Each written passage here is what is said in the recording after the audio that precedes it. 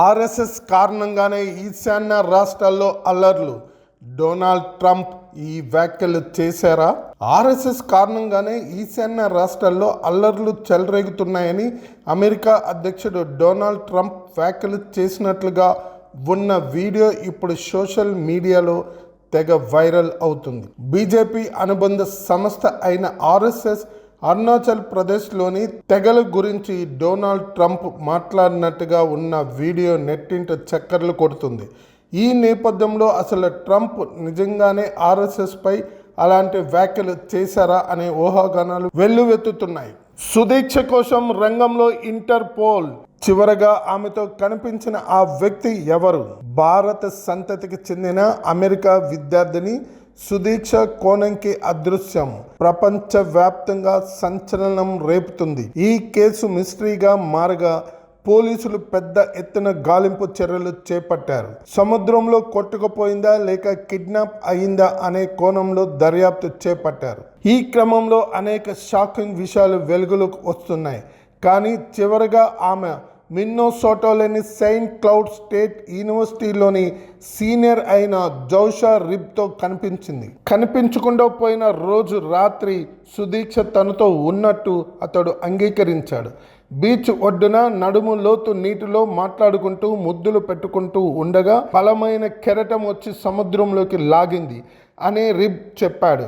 ఈ సమయంలో ఈదుకుంటూ నేను ఆమె చేయి పట్టుకోవడానికి ప్రయత్నించాను, కానీ అప్పటికే నీళ్లు తాగేయడంతో నాకు ఊపిరాడికి ఇబ్బంది పడ్డాను. అలా నుంచి తప్పించుకున్న తర్వాత నీకు బాగానే ఉందా అని అడిగాను, కానీ అంతలోనే నేను వాంతులు చేసుకుని స్పృహ కోల్పోయాను. నేను కోలుకునేటప్పటికీ ఆమె ఎక్కడ కనిపించలేదు. వెళ్ళిపోయిందని భావించి కొద్ది గంటల తర్వాత హోటల్కు తిరిగి వచ్చాను అని చెప్పాడు రిబ్.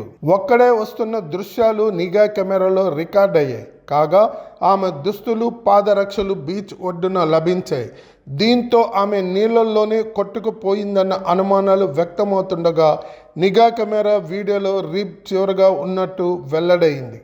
నిర్మలమ్మ మీరు తమిళరు లోగోనే వాడారు. స్టాలిన్ స్టాంగ్ కౌంటర్.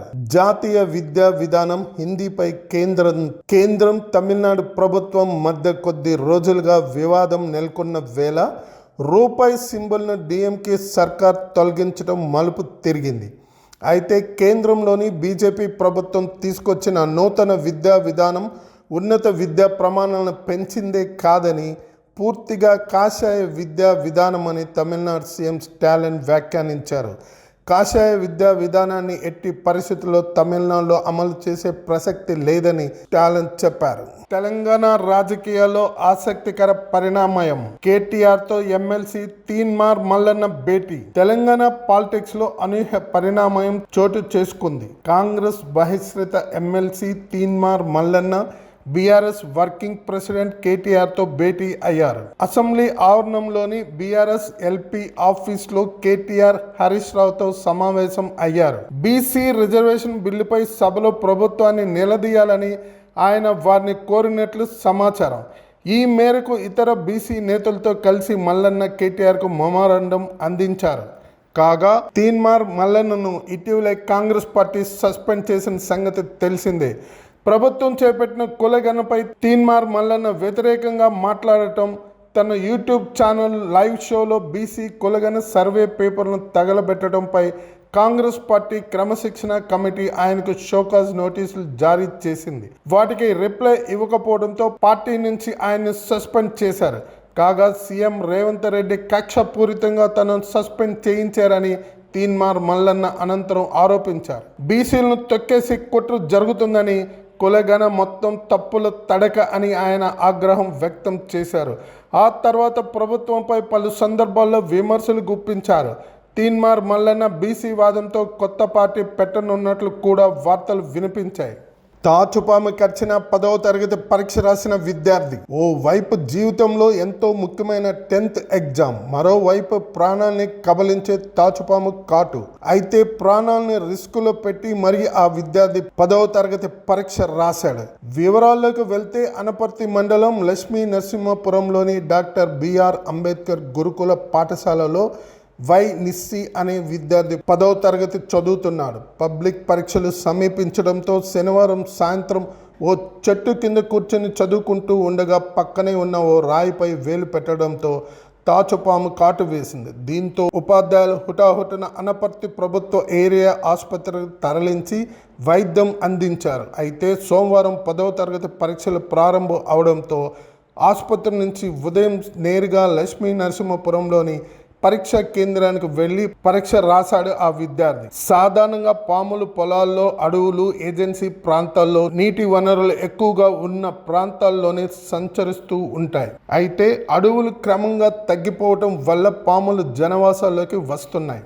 దీనికి తోడు పారిశ్రామీకరణ వల్ల నీటి కాలుష్యం పెరగడంతో అవి బయట తిరుగుతున్నాయి. అందున ఇప్పుడు వేసవి సమీపించడంతో వేడి తాపానికి నీటి కోసం అవి జనాలు ఉండే ప్రాంతాలకు వస్తూ ఉంటాయి. పాముల బెడద తగ్గాలంటే అడవులను విచ్చలవిడిగా నరకడాన్ని ఆపివేయాలి. నీటి కాలుష్యాన్ని తగ్గించాలి. పాము కరిచినప్పుడు నాటు వైద్యం, మంత్ర వైద్యం కాకుండా తప్పనిసరిగా ఆసుపత్రిలోనే చికిత్స తీసుకోవాలి. ఏమాత్రం నిర్లక్ష్యం ఉండరాదు. భయపడకుండా ధైర్యంగా ఉంటే సగం బ్రతికినట్టే.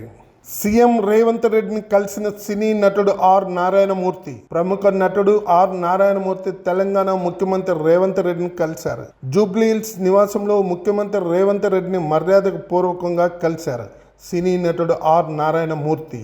నటుడు ఆర్ నారాయణమూర్తి గురించి ప్రత్యేకంగా చెప్పాల్సిన అవసరం లేదు. వైవిధ్యమైన నటనతో ప్రేక్షకులను ఆకట్టుకున్నారు నారాయణమూర్తి. ఇటీవల ఆయన సినిమాలు తగ్గించారు. ఒకప్పుడు ఆయన ఎన్నో విప్లవాత్మక సినిమాలు చేసి ప్రేక్షకులను అలరించారు. రీసెంట్గా దర్శకుడు శ్రీకాంత్ ఉదయల నారాయణమూర్తిని కలిశారు. పారడైజ్ సినిమాలో కీలక పాత్ర నారాయణమూర్తి నటిస్తున్నారని టాక్ వినిపిస్తుంది. భారీ గుడ్ న్యూస్, కొత్త పథకం ప్రారంభం. ఒక్కొక్కరికి 4 లక్షలు. తెలంగాణ కాంగ్రెస్ ప్రభుత్వం ఎంతో ప్రతిష్టాత్మకంగా రాజకీయ యువ వికాసం పథకాన్ని ప్రారంభించింది. సోమవారం అసెంబ్లీ ఆవరణంలో జరిగిన కార్యక్రమంలో ముఖ్యమంత్రి రేవంత్ రెడ్డి ఈ పథకాన్ని లాంఛనంగా ప్రారంభించారు. ఈ పథకం ద్వారా రాష్ట్రంలోని నిరుద్యోగ యువతకు స్వయం ఉపాధి అవకాశాలను పెంచేందుకు 4 లక్షల రుణాలు అందించనున్నారు. SC, ST, BC, minority corporation సహకారంతో ఆ పథకాన్ని అమలు చేయనున్నారు. ఈ పథకం కోసం ఆసక్తి గల యువత ఏప్రిల్ 5 లోపు దరఖాస్తు చేసుకోవాల్సిందిగా ప్రభుత్వం ఇప్పటికే ప్రకటించింది. రాష్ట్ర వ్యాప్తంగా 5 లక్షల మంది యువతకు మేలు చేసేలా 6,000 కోట్లతో ఈ పథకాన్ని అమలు చేయుచున్నట్లు డిప్యూటీ సీఎం బట్టి విక్రమార్క ప్రకటించారు. యువతకు ఉపాధి అవకాశాలను భారీ స్థాయిలో కల్పించేందుకు రాజీవ్ యువ వికాస పథకాన్ని తీసుకొచ్చాం. రుణ సదుపాయాలతో యువత ఆర్థికంగా ముందుకు సాగేందుకు ప్రభుత్వం సహాయపడుతుంది అని బట్టి విక్రమార్క తెలిపారు. ఇటీవల బీసీ సంక్షేమ శాఖ మంత్రి పొన్నం ప్రభాకర్తో కలిసి బట్టి విక్రమార్క పథక అమలుపై సమీక్ష నిర్వహించారు. ఈ పథకం ద్వారా యువత స్వయం ఉపాధి దిశగా పురోగమించి రాష్ట్ర ఆర్థిక వ్యవస్థకు తోడ్పడేలా చర్యలు తీసుకుంటామని ప్రభుత్వ ప్రతినిధులు వెల్లడించారు. ఈ పథకం నిరుద్యోగ యువతకు భవిష్యత్తుకు ఎంతవరకు మార్గదర్శకం అవుతుందో వేచి చూడాలి.